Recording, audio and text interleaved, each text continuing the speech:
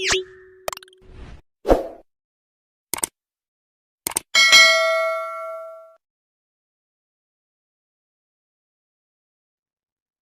Shalom, selamat malam. Apakah suara saya kedengaran? Ya, jelas. Oke, puji nama Tuhan. Saya patut bersyukur kepada Tuhan Yesus Kristus karena atas anugerahnya kita boleh ada sampai hari ini dan kita boleh menikmati persekutuan dengan Tuhan sekalipun secara daring, namun kita tetap percaya ketika kita berkumpul dan memuji dan memuliakan nama Tuhan, Tuhan pasti hadir dan kita meyakini bahwa Tuhan itu hadir di tengah-tengah orang-orang yang memuji dan memuliakan nama Tuhan. Puji Tuhan. Saya juga berterima kasih kepada kakak-kakak pengurus grup Firman Veritatis yang sudah mempercayakan saya untuk membawa firman Tuhan pada malam hari ini. Puji nama Tuhan, kita langsung saja membuka Alkitab kita di dalam Filipi pasal 1 ayat yang ke-27 sampai ayat yang ke-30. Filipi pasal 1 ayat yang ke-27 sampai ayat yang ke-30. Nanti saya akan membacakan untuk kita semua dan saudara-saudara memperhatikan di Alkitab masing-masing. Puji Tuhan. Filipi pasal 1 ayat yang ke-27 sampai ayat yang ke-30, demikianlah firman Tuhan. Hanya hendaklah hidupmu berpadanan dengan Injil Kristus, supaya apabila aku datang aku melihat, dan apabila aku tidak datang aku mendengar bahwa kamu teguh berdiri dalam satu roh, dan sehati sejiwa berjuang untuk iman yang timbul dari berita Injil, dengan tiada digentarkan sedikit pun oleh lawanmu. Bagi mereka semuanya itu adalah tanda kebinasaan, tetapi bagi kamu tanda keselamatan, dan itu datangnya dari Allah. Sebab kepada kamu dikaruniakan bukan saja untuk percaya kepada Kristus, melainkan juga untuk menderita untuk Dia dalam pergumulan yang sama seperti yang dahulu kamu lihat padaku dan yang sekarang kamu dengar tentang. Puji Tuhan. Saudara-saudara yang saya kasihi di dalam nama Tuhan Yesus Kristus, saya memberikan tema sesuai dengan flyer yang sudah dibagikan di grup, yaitu persekutuan dalam Kristus. Nah, kita perhatikan ayat-ayat yang tadi kita sudah baca, namun sebelum itu saya ingin memberikan latar belakang dari kitab ini. Surat ini ditulis oleh Rasul Paulus ketika ia berada di dalam penjara. Kalau kita perhatikan di dalam pasal 1 ayat yang ke-12 sampai ayat yang ke-14, di situ dari tema perikopnya Paulus bersaksi di dalam penjara, di mana ia berada di dalam penjara bukan karena ia melakukan suatu kejahatan atau ia melakukan sesuatu yang dapat menimbulkan ia harus masuk di dalam penjara, namun ia berada di dalam penjara karena itu adalah pemberitaan Injil. Ketika ia berada di dalam penjara karena hanya ia memberitakan Injil Yesus Kristus, namun orang-orang yang ada pada saat itu mereka tidak menerima atau tidak percaya akan Injil itu, sehingga mereka mencari jalan untuk menjatuhkan dia dengan sampai pada akhirnya ia harus dimasukkan di dalam penjara. Nah, kita perhatikan bahwa meskipun surat ini ditulis secara spesifik tidak menyebutkan kota atau tempat di mana Paulus dipenjarakan dan di mana Paulus menulis surat ini, namun ada banyak teori yang menghubungkannya dengan penahanan Paulus di dalam Roma, di kota Roma. Dan juga ada banyak bukti sejarah yang menunjukkan bahwa Paulus pernah ditahan di Roma, dan surat-surat yang dikenalnya ketika ia di dalam penjara dan menulis dan dikirimkan kepada jemaat-jemaat Tuhan seperti surat Filipi, Efesus, Kolose, dan kepada Filemon, itu ia menulis surat-suratnya di dalam penjara atau biasa dikenal dengan istilah prison epistles atau prison epistles, di mana Rasul Paulus ketika ia berada di dalam penjara ia menulis surat-surat ini. Nah, surat-surat khususnya surat Filipi ini ditulis pada tahun 62 Masehi sampai 63 Masehi. Ini diperkirakan, ya, kita tidak tahu pasti kapan ditulisnya, tetapi yang saya perhatikan, yang saya dapatkan bahwa surat ini ditulis pada sekitar 62 sampai 63 tahun Masehi.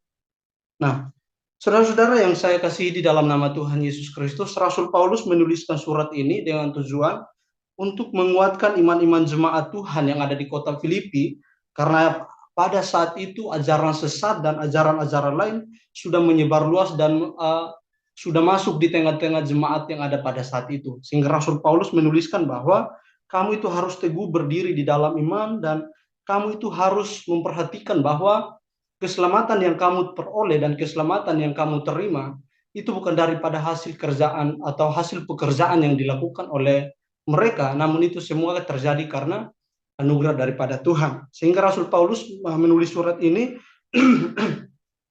supaya ia meyakinkan mereka bahwa keselamatan yang mereka peroleh itu adalah dari Allah sendiri dan bukan dari kekuatan mereka sendiri.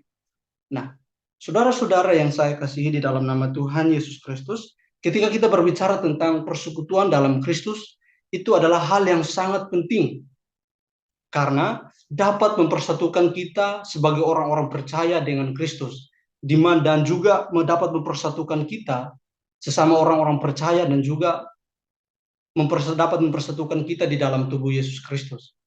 Nah, sehingga di dalam kita perhatikan melalui itu Rasul Paulus menuliskan di ayat-ayat yang tadi sudah kita baca bahwa betapa pentingnya hidup yang konsisten dengan ajaran Kristus, di mana kesatuan dalam iman dan keteguhan dalam menghadapi tantangan dan pemahaman bahwa keselamatan yang mereka peroleh atau keselamatan yang mereka terima itu melalui anugerah Allah, atau itu mereka peroleh bukan karena kekuatan atau keinginan mereka sendiri, namun itu semua terjadi karena anugerah Allah. Nah, saudara-saudara yang saya kasihi di dalam nama Tuhan Yesus Kristus, dalam pasal khususnya ayat 27 sampai ayat yang ke-30 yang tadi kita sudah baca, Rasul Paulus memberikan suatu dorongan, memberikan suatu nasihat kepada jemaat-jemaat yang ada di Filipi untuk mereka menjalani hidup mereka sesuai dengan Injil Yesus Kristus. Kita dapat memperhatikan bahwa Rasul Paulus memberikan nasihat dan dorongan kepada jemaat yang ada di Filipi mengenai bagaimana cara yang seharusnya mereka menjalani kehidupan mereka sebagai orang-orang percaya di tengah-tengah kesulitan, di tengah-tengah penderitaan yang mereka hadapi pada saat itu. Rasul Paulus memberikan kesaksian ini pun ia secara pribadi ia mengalami atau menghadapi penganiayaan yang terjadi pada saat itu. Sehingga melalui penahanan atau penganiayaan yang terjadi di dalam hidupnya, ia ingin supaya memberikan kekuatan, dorongan atau nasihat kepada jemaat Tuhan supaya mereka itu berjuang di dalam iman mereka kepada Tuhan Yesus Kristus. Itu adalah dorongan yang sangat-sangat harus kita perhatikan sebagai orang-orang percaya di masa-masa kini. Sebab kita tidak dapat hari-hari ini kita tidak dapat memperhatikan bagaimana seharusnya kita sebagai orang Kristen yang tulen hidup di dalam Tuhan. Kita seringkali berbaur dengan hal-hal yang tidak atau terpengaruh dengan ajaran-ajaran yang hari-hari ini membuat pemikiran kita makin kacau. Nah, itu yang harus kita perhatikan dan kita harus memperhatikan apa yang ditekankan oleh Rasul Paulus, bahwasanya mereka itu harus berjuang di dalam iman yang benar, iman kepada Injil Yesus Kristus, supaya mereka itu hidup di dalam iman dan percaya dengan sungguh-sungguh kepada Yesus Kristus. Nah, kita perhatikan bahwa jemaat yang ada di Filipi pada saat itu, mereka juga mengalami tekanan yang sangat luar biasa. Oleh karena itu, Rasul Paulus melalui surat ini, khususnya surat Filipi ini, ia memberikan dorongan agar mereka itu tetap bersatu di dalam iman kepada Yesus Kristus, dan mereka itu hidup di dalam persatuan roh dan sehati sejiwa dan tetap teguh berdiri di dalam iman mereka kepada Yesus Kristus. Itu adalah nasihat dan dorongan dari Rasul Paulus terhadap jemaat-jemaat Tuhan yang ada di Filipi pada saat itu. Ia ingin supaya jemaat itu tetap bertumbuh di dalam iman kepada Yesus Kristus, sekalipun mereka harus mengalami tekanan dan aniaya yang sangat-sangat berat pada saat itu. Nah, saudara-saudaraku yang saya kasihi di dalam nama Tuhan Yesus Kristus, pada bagian ini atau pada malam hari ini, kita akan melihat beberapa hal yang disampaikan oleh Rasul Paulus kepada jemaat Tuhan yang ada di Filipi pada saat itu, dan bagaimana seharusnya kita sebagai orang-orang percaya hidup dan berjuang di tengah-tengah dunia yang semakin hari semakin sulit atau semakin hari semakin sulit bagi hidup kita. Nah, pada malam hari ini saya akan ada beberapa poin yang akan saya bagikan untuk kita semua. Poin yang pertama bahwa hidup di dalam kesatuan, itu di ayat yang ke-27. Di situ dikatakan bahwa hendaklah hidupmu berpadanan dengan Injil Kristus, supaya apabila aku datang, aku melihat, dan apabila aku tidak datang, aku mendengar, bahwa kamu teguh berdiri dalam satu roh dan sehati sejiwa berjuang untuk iman yang timbul dari berita Injil. Saudara-saudaraku yang saya kasih dalam nama Tuhan Yesus Kristus, dalam ayat ini mengandung suatu pesan yang sangat penting tentang hidup di dalam kesatuan, dan ini berbicara tentang kesatuan di dalam iman kepada Yesus Kristus. Ini berbicara tentang kesatuan orang percaya yang hidup di dalam dan memiliki persekutuan dengan Yesus Kristus. Nah, Rasul Paulus menekankan bahwa betapa pentingnya kita sebagai orang percaya hidup di dalam kesatuan rohani, di dalam iman kepada Yesus Kristus. Kita perhatikan bahwa Rasul Paulus ingin agar jemaat yang ada di Filipi pada saat itu, mereka itu hidup sesuai dengan apa yang dikatakan oleh Injil Yesus Kristus. Ketika kita berbicara kesatuan di dalam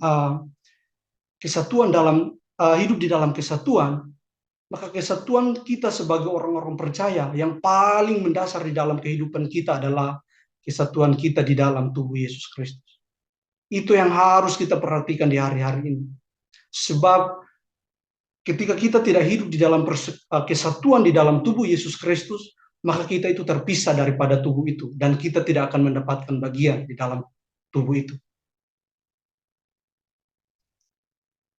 Nah, kita perhatikan bahwa orang-orang yang percaya kepada Yesus Kristus akan dianggap sebagai bagian dari tubuh Kristus. Dan ini adalah suatu persatuan yang harus dapat mencerminkan hubungan yang erat antara individu atau antara kita dengan sesama orang-orang percaya di dalam Tuhan Yesus Kristus. Dan kesatuan ini merupakan salah satu hal yang sangat penting yang harus kita perhatikan dalam setiap kehidupan kita. Nah, oleh sebab itu Rasul Paulus ingin menekankan bahwa mereka itu harus hidup di dalam kesatuan. Mereka itu harus hidup bersatu di dalam iman kepada Yesus Kristus. Nah, kita perhatikan ada beberapa sub-poin di dalam ayat yang ke-27 ini. Yang pertama adalah bahwa harus hidup sesuai dengan Injil Kristus. Nah, di dalam bagian yang pertama di bagian pertama di situ dikatakan bahwa hanya hendaklah hidupmu berpadanan dengan Injil Kristus. Nah, dalam ayat ini pertama-tama Rasul Paulus mengajak kepada kita untuk hidup berpadanan dengan Injil Kristus. Nah, saya perhatikan bahwa Injil atau istilah berpadanan dengan Injil Kristus itu mengacu pada cara hidup yang mencerminkan setiap prinsip-prinsip, ajaran dan nilai-nilai yang diajarkan oleh Yesus Kristus di dalam kitab-kitab Injil. Namun dalam konteks ini kita perhatikan bahwa berpadanan dengan Injil Kristus berarti kita menjalani hidup yang konsisten dengan ajaran-ajaran yang disampaikan oleh Yesus Kristus di dalam kitab-kitab Injilnya. Seperti kasih, pengampunan, kejujuran, dan belas kasihan, dan lain sebagainya. Itu mencakup iman kita atau itu menunjukkan bahwa kita itu hidup di dalam Injil yang benar, atau kita hidup di dalam satu kesatuan di dalam Injil Yesus Kristus. Jadi ketika kita katakan bahwa seseorang yang hidup berpadanan dengan Injil Kristus, itu berarti mereka menjalani hidup atau mencerminkan ajaran dan nilai-nilai yang diajarkan oleh Kristus dalam Injilnya, dan melaluinya kita dapat mencerminkan Injil Tuhan itu kepada semua orang, atau hidup sesuai dengan Injil yang ada pada Alkitab.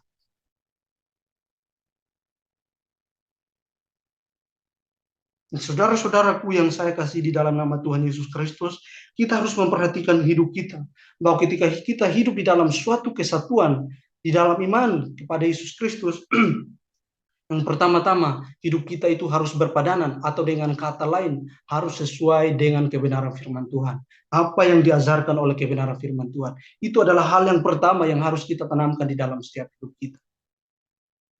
atau hidup yang konsisten sesuai dengan ajaran yang diajarkan oleh Tuhan Yesus, dan Yesus sebagai figur atau sebagai contoh yang sangat luar biasa di dalam kehidupan kita, dan kita harus mencontohkan apa yang dilakukan oleh Yesus. Dan poin yang kedua yang saya perhatikan di sini, bahwa ketika kita hidup di dalam kesatuan, kita harus berteguh berdiri dalam satu roh. Di situ Rasul Paulus menekankan bahwa pentingnya kita teguh berdiri dalam satu roh. Nah, saya perhatikan bahwa istilah dari teguh berdiri dalam satu roh ini mencerminkan konsep persatuan dan kesatuan di dalam iman Kristus, di dalam iman kepada Yesus Kristus. Nah, untuk kita memahami konsep ini, atau untuk kita memahami istilah teguh di dalam satu, atau teguh berdiri dalam satu roh, mari kita perhatikan, atau mari kita pecahkan menjadi beberapa komponen. Yang pertama yaitu bahwa teguh. Nah, teguh kalau kita perhatikan dalam Kamus Besar Bahasa Indonesia itu berarti kokoh, kuat, dan stabil. Nah, namun dalam konteks Filipi pasal 27 ini, itu berbicara tentang kestabilan iman kita sebagai orang-orang percaya dan keteguhan kita di dalam menjalani kehidupan kita sesuai dengan ajaran-ajaran Injil. Jadi ketika kata teguh ini digunakan di dalam Alkitab ini, itu menunjukkan bahwa itu mengacu kepada suatu kestabilan iman kita sebagai orang-orang percaya, di mana ketika kita menjalani hidup kita harus sesuai dengan Injil Yesus Kristus. Dan komponen yang kedua adalah berdiri. Nah, kata berdiri itu mencerminkan sikap atau posisi kita sebagai orang-orang percaya. Dalam konteks ini atau dalam ayat ini tuh menunjukkan atau menggambarkan bagaimana kita sebagai orang percaya menjalani kehidupan kita sebagai orang, atau kita berdiri teguh di dalam keyakinan kita pada nilai-nilai yang sudah diajarkan oleh Yesus Kristus. Atau kita berdiri di dalam tubuh Yesus Kristus, atau kita bersatu di dalam tubuh Yesus Kristus. Dan yang selanjutnya, yang komponen yang ketiga adalah hidup dalam satu roh. Nah, ketika berbicara tentang satu roh ini, itu menunjukkan suatu persatuan di dalam iman kita kepada Yesus Kristus. Ini berarti bahwa orang-orang percaya harus memiliki suatu kesatuan dalam keyakinan mereka kepada Kristus, dan memiliki iman yang sangat kokoh di dalam Yesus Kristus. Jadi ketika kita perhatikan bahwa istilah teguh berdiri dalam satu roh, dalam konteks ini atau dalam ayat ini adalah suatu panggilan kepada jemaat Tuhan, atau kepada kita sebagai orang-orang percaya untuk hidup dengan keteguhan iman, kita menjaga persatuan dan keyakinan kita di dalam Yesus Kristus, dan bersatu di dalam tubuh Kristus untuk kita menghadapi segala tantangan dan penderitaan yang akan dialami oleh orang-orang percaya. Nah, inilah yang harus kita perhatikan. Rasul Paulus menekankan bahwa orang percaya yang ada di Filipi, mereka itu harus hidup di dalam Injil yang benar, dan mereka itu harus hidup di dalam, mereka harus bersatu teguh di dalam iman kepada Yesus Kristus. Nah, selanjutnya ada sub yang ketiga. Rasul Paulus khususnya di ayat yang ke-27 ini, Rasul Paulus memberikan nasihat bahwa mereka itu harus sehati sejiwa. Nah, Rasul Paulus menekankan bahwa jemaat yang ada di Filipi, mereka itu harus sehati sejiwa. Nah, sehati sejiwa saya perhatikan di dalam bahasa Yunani atau bahasa aslinya, di situ dikatakan nia suke, yang secara harfiah berarti satu jiwa atau hati yang satu. Nah, ini adalah suatu ekspresi yang digunakan oleh Rasul Paulus untuk menekankan suatu persatuan atau kesatuan di dalam iman kepada Yesus Kristus. Jadi ketika Rasul Paulus menggunakan istilah sehati sejiwa atau satu jiwa dalam konteks ini, itu ia mengarahkan perhatiannya kepada jemaat-jemaat yang ada di Filipi pada saat itu, sehingga agar mereka itu hidup bersatu dalam iman dan mempertahankan Injil Yesus Kristus yang mereka terima dari berita Injil yang disampaikan oleh Rasul Paulus pada saat itu.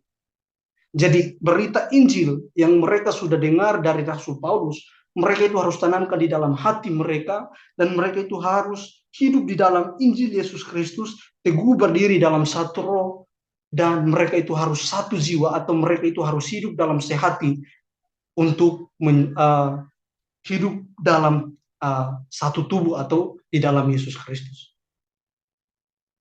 Jadi saudara-saudara yang saya kasih di dalam nama Tuhan Yesus Kristus, mari kita memperhatikan hidup kita sebagai orang-orang percaya di hari-hari ini. Apakah kita sudah hidup bersatu dalam tubuh Kristus atau masih belum? Karena hari-hari ini ada banyak pengajaran.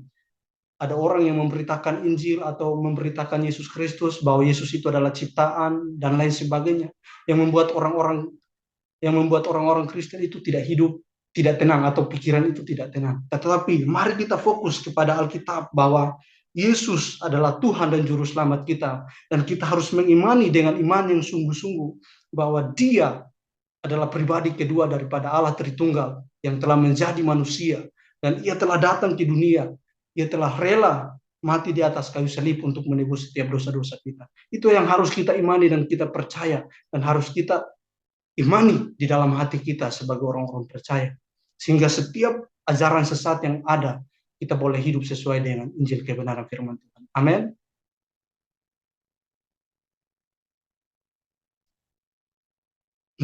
Poin yang selanjutnya adalah bahwa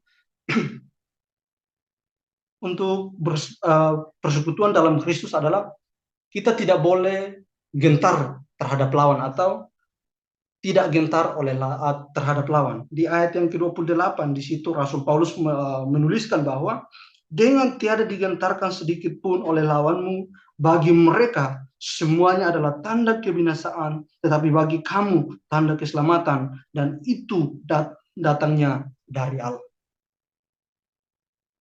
Dalam ayat yang ke-28 ini, Rasul Paulus menekankan bahwa kamu tidak boleh gentar terhadap lawanmu atau terhadap orang-orang yang mencari jalan untuk menjatuhkan imanmu di dalam Yesus Kristus. Nah, dalam ayat yang ke-28 ini ada kalimat yang di situ dikatakan bahwa dengan tiada digentarkan sedikit pun oleh lawanmu. Nah, kata lawan menunjukkan kepada orang-orang yang memusuhi atau orang-orang yang menentang Injil Yesus Kristus, atau orang-orang yang tidak percaya kepada Injil Yesus Kristus. Nah, dalam konteks ini, Rasul Paulus memberikan suatu dorongan kepada jemaat-jemaat yang ada di Filipi, supaya mereka itu hidup teguh di dalam iman mereka kepada Yesus Kristus, dan mereka itu harus kuat, sehingga setiap lawan atau orang yang ingin untuk menjatuhkan iman mereka, mereka itu harus tetap teguh. Rasul Paulus menjelaskan bahwa jangan gentar terhadap mereka, jangan gentar terhadap lawanmu. Di sini ada beberapa sub yang khususnya di ayat yang ke-8 ini, di situ dijelaskan ada beberapa sub yang saya dapatkan di ayat yang ke-28 ini. Yang pertama itu jangan gentar. Di bagian pertama di situ dikatakan bahwa dengan tiada digentarkan sedikit pun oleh lawanmu. Nah, berbicara jangan gentar dalam ayat ini, Rasul Paulus memberikan suatu pesan kepada jemaat yang ada di Filipi untuk tidak takut atau gentar menghadapi setiap penganiayaan dan penderitaan yang terjadi di dalam setiap kehidupan mereka.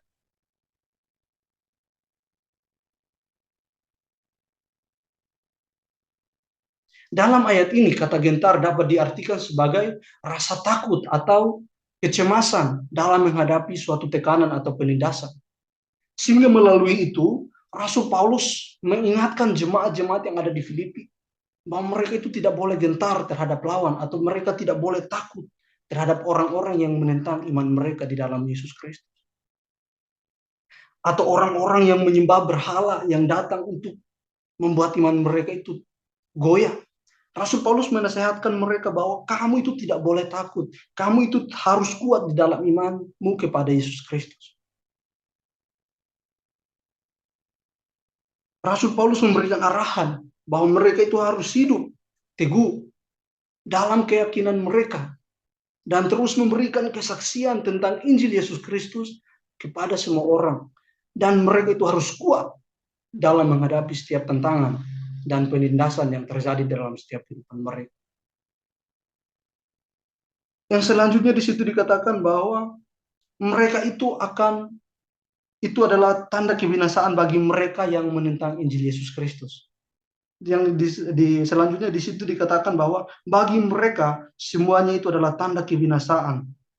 Nah, Rasul Paulus menyatakan bahwa bagi mereka atau bagi orang-orang yang menentang iman orang percaya, itu merujuk kepada orang-orang yang menentang atau memusuhi iman atau menentang Injil Yesus Kristus.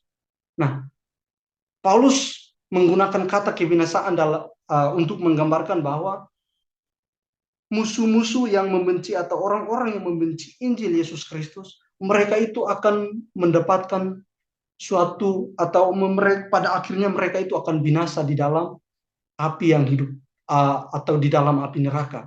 Jadi ketika Rasul Paulus mengatakan ini, ia ingin supaya jemaat itu memperhatikan atau ia ingin memperkuat jemaat bahwa ketika kamu teguh di dalam imanmu kepada Yesus Kristus, maka kamu akan beroleh keselamatan. Tetapi orang yang hidup atau orang yang menentang ajaran Kristus, mereka itu akan mendapatkan kebinasaan di dalam kekekalan. Jadi Rasul Paulus kombinasikan kata kebinasaan di sini untuk meyakinkan jemaat Tuhan bahwa orang yang menentang Injil Yesus Kristus, mereka pada akhirnya akan mendapatkan hukuman yang kekal, yaitu mereka akan hidup di dalam neraka. Jadi Rasul Paulus menekankan bahwa kamu itu harus teguh, sebab mereka yang menentang Injil Tuhan atau mereka yang menentang kamu pada hari ini, mereka akan beroleh kematian di dalam neraka yang kekal.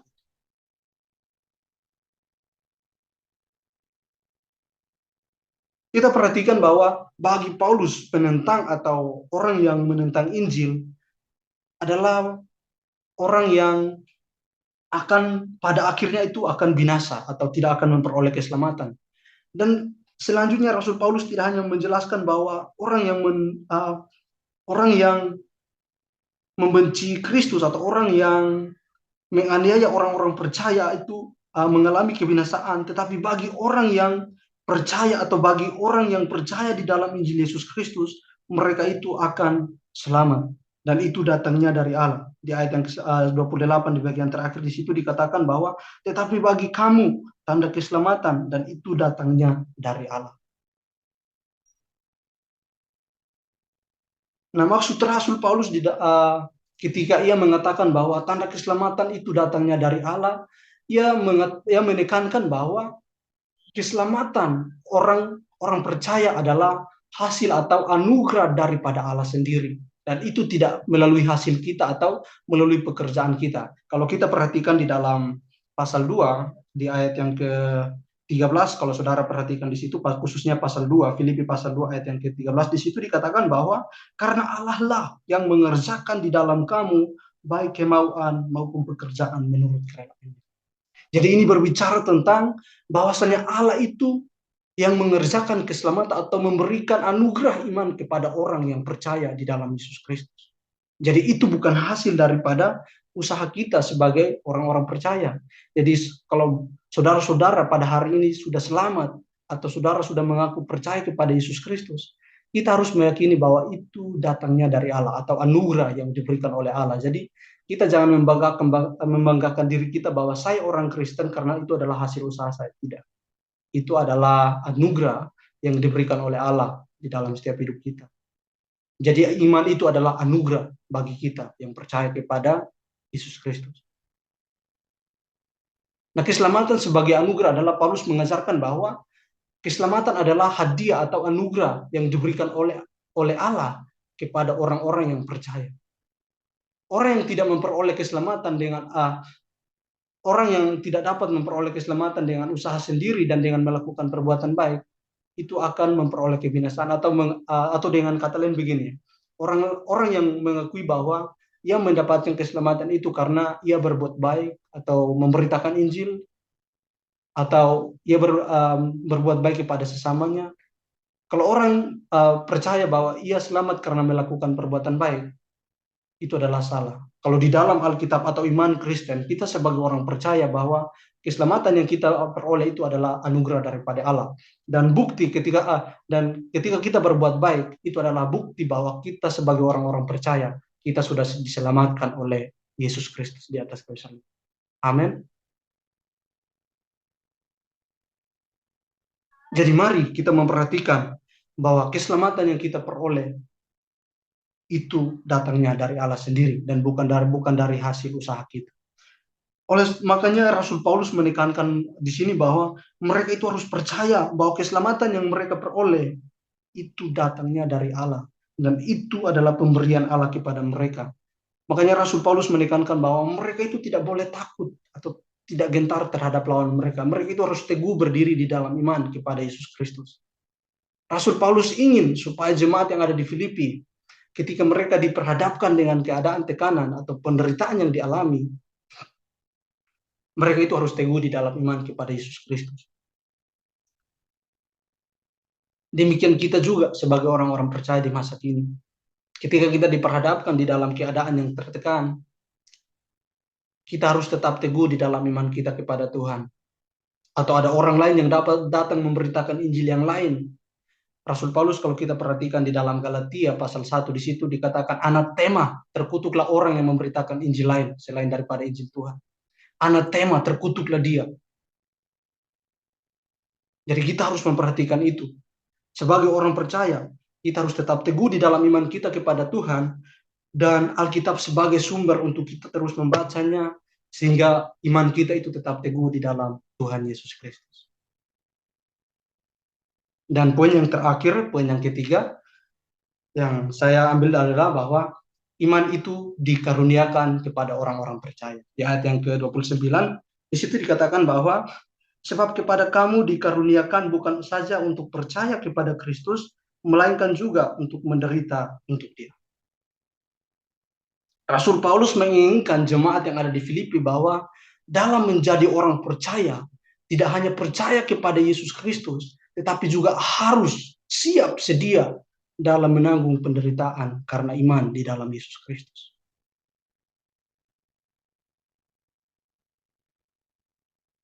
Nah, dalam ayat ini, dalam ayat yang ke-29, kata karunia, saya perhatikan di dalam bahasa asli atau bahasa Yunani, di situ menggunakan kata kariste yang berasal dari akar kata karis yang berarti kasih karunia atau anugerah.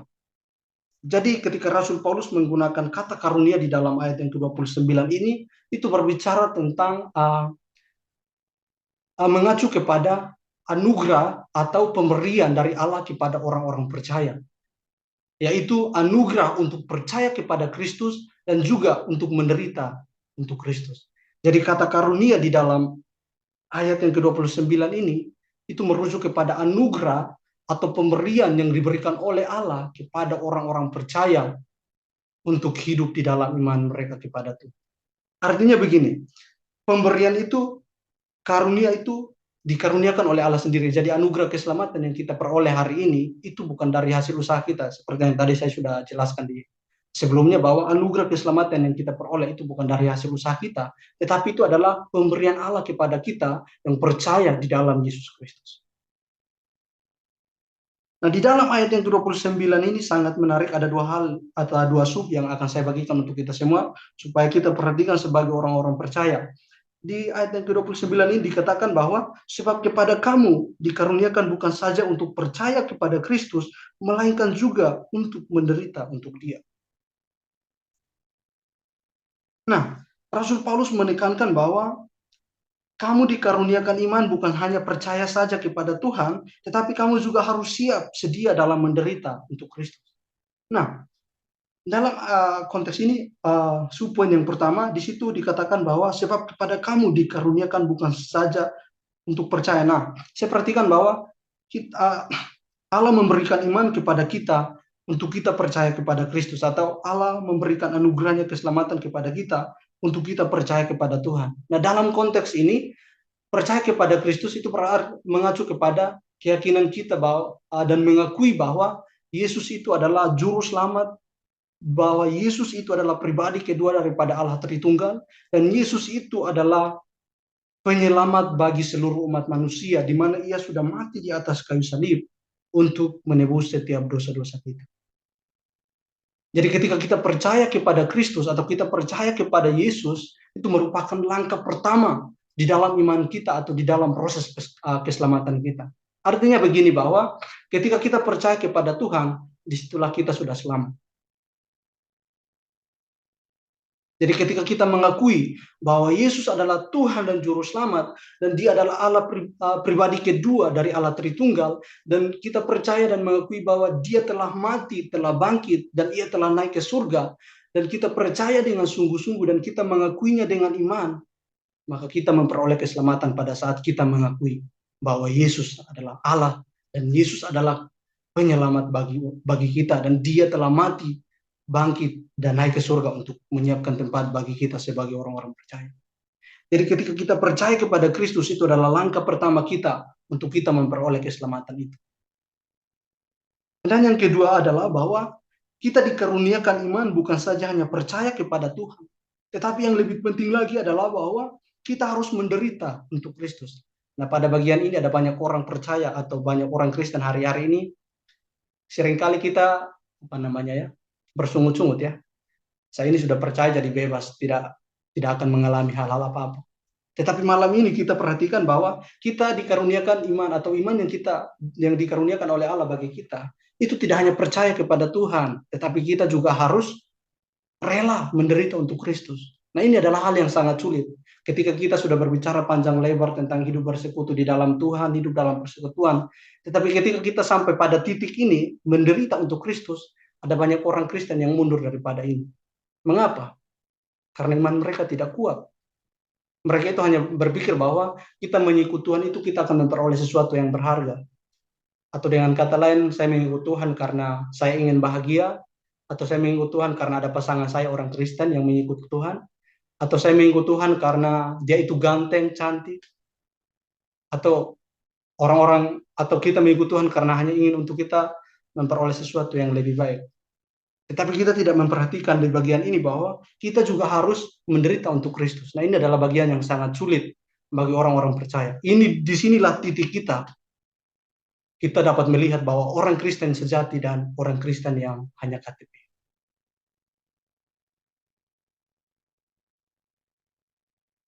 Amin. Jadi saudara-saudara yang saya kasihi di dalam nama Tuhan Yesus Kristus, Rasul Paulus menekankan bahwa kamu itu dikaruniakan bukan hanya percaya kepada Tuhan, tetapi kamu juga harus ikut menderita atau ikut menderita untuk Kristus. Nah, kita menderita untuk Kristus bukan berarti kita menggantikan Kristus di dunia ini ya. Tidak, saya tidak mengatakan hal seperti itu. Kita ikut menderita di dalam Kristus karena ketika kita percaya kepada Kristus, ada banyak orang yang akan membenci kita. Kalau saudara pergi memberitakan Injil kepada orang lain, contohnya di beda keyakinan ya, kalau saudara pergi berkata bahwa kamu harus percaya kepada Yesus, ini tidak benar, di situ pasti kamu akan mengalami penganiayaan, pasti langsung diusir dari tempat itu. Karena apa? Orang tidak mau percaya kepada Yesus. Nah, ini adalah hal yang sangat sulit bagi kita sebagai orang-orang percaya di hari-hari ini. Ketika kita mengikut Tuhan karena hanya ingin untuk memperoleh sesuatu, tapi kita tidak mau menderita atau kita tidak mau ikut dalam mengabarkan Injil kepada orang percaya, mengabarkan Injil kepada orang lain.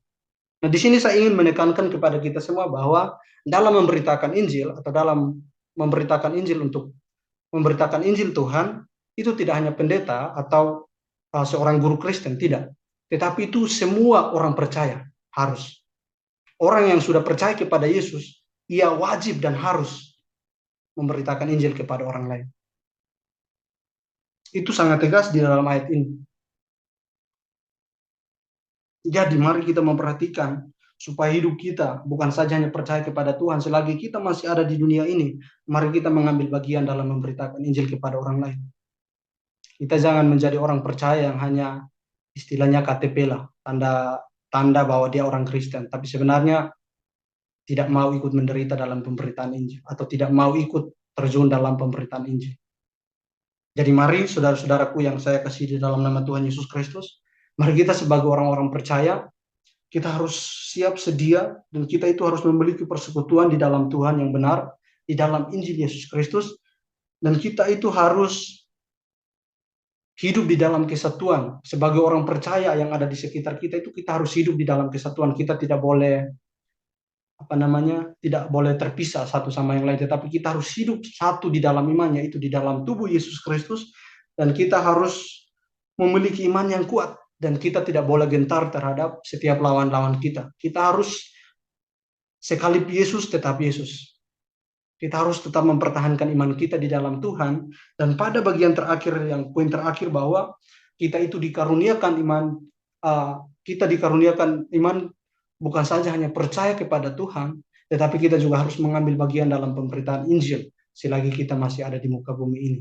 Jadi mari saudara-saudaraku yang saya kasih dalam nama Tuhan Yesus Kristus, ini tidak berbicara tentang pendeta atau guru Kristen atau orang yang hidup atau pengerja yang bekerja di dalam gereja, tidak. Tetapi ini mencakup semua orang percaya. Siapa saja yang sudah percaya kepada Tuhan, ia wajib dan harus memberitakan Injil kepada orang lain. Dan itu harus dilakukan oleh orang percaya. Jadi inilah firman Tuhan yang dapat saya sampaikan untuk kita semua pada malam hari ini. Dan kiranya melalui firman Tuhan ini dapat menguatkan iman kita di dalam Tuhan, supaya kita tidak boleh goyah dan kita tidak boleh gentar terhadap setiap keadaan yang terjadi di lingkungan kita, dan kita boleh hidup sesuai dengan ajaran firman Tuhan, dan kita dapat memuliakan Tuhan melalui setiap sikap hidup kita. Puji Tuhan, demikianlah firman Tuhan yang dapat saya sampaikan pada malam hari ini, dan selanjutnya saya kembalikan kepada hambanya, Kakak Yapson.